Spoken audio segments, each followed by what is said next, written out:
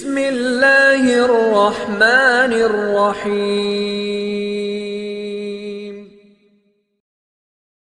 السلام علیکم پیارے دوستو، امید کرتے ہیں کہ آپ خیریت سے ہوں گے۔ آج کا جو ہمارا موضوع ہے وہ ہے سچ کی برکت۔ ہمیں ہمیشہ سچ بولنا چاہیے اور جھوٹ کے سائے سے بھی محفوظ رہنا چاہیے۔ آج ہم اپنی اس کہانی سے سچ کی برکت اور اس کی اہمیت کو جانیں گے، تو چلیے شروع کرتے ہیں۔ ایک دفعہ کا ذکر ہے کہ شیخ عبد القادر جیلانی، جنہیں ہم غوث اعظم بھی کہتے ہیں، وہ بہت بڑے بزرگ اور ولی اللہ تھے۔ آپ کی ساری زندگی تبلیغ و اشاعت اسلام میں گزری۔ بے شمار لوگوں نے آپ سے روحانی فیض بھی حاصل کیا۔ آج بھی دنیا آپ کی تعلیمات سے فیضیاب ہو رہی ہے۔ آپ کو بچپن سے ہی علم حاصل کرنے کا بے پناہ شوق تھا۔ آپ نے اپنی ابتدائی تعلیم تو اپنے قصبے جیلان میں ہی حاصل کر لی، لیکن دین کی اعلیٰ تعلیم حاصل کرنے کے لیے آپ کو بغداد جانا پڑتا تھا۔ اس زمانے میں گاڑیاں اور موٹر کاریں نہ تھیں، اس لیے لوگ قافلوں کی صورت میں پیدل سفر کرتے تھے۔ چنانچہ آپ کی والدہ نے بھی آپ کو بغداد بھیجنے کا فیصلہ کیا اور ایک قافلے کے ہمراہ روانہ کر دیا۔ سفر پر روانہ ہونے سے پہلے آپ کی والدہ نے آپ کو کچھ خوراک اور 40 اشرفیاں گزر اوقات کے لیے دیں۔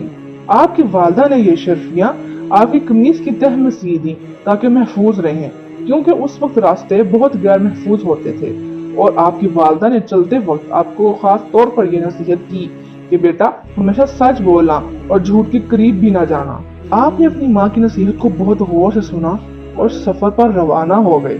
قافلے کے لوگ ڈرتے ڈرتے سفر پر روانہ ہوئے۔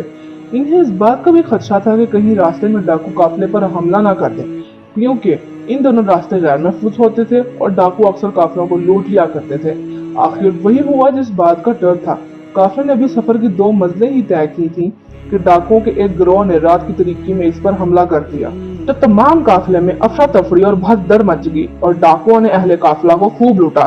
ایک ڈاکو شیخ عبد القادر جیلانی کے پاس آیا اور کہنے لگا، اے لڑکے تیرے پاس کیا ہے؟ تو آپ نے بہت نرمی اور احسن طریقے سے جواب دیا، میرے پاس 40 اشرفیاں ہیں جو کہ میری ماں نے میری قمیض کی تہ میں سی دی ہیں۔ ڈاکو نے آپ کی اس بات کو مذاق سمجھا اور ہنستا ہوا آگے گزر گیا۔ اتنے میں ایک اور ڈاکو آپ کے پاس آیا اور وہی سوال کیا۔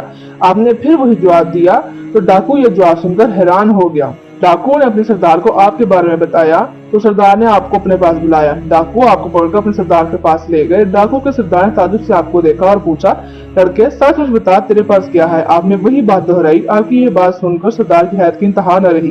آپ نے اپنی قمیض کی تہ کو کھولا تو پوری 40 اشرفیاں زمین پر گر پڑیں۔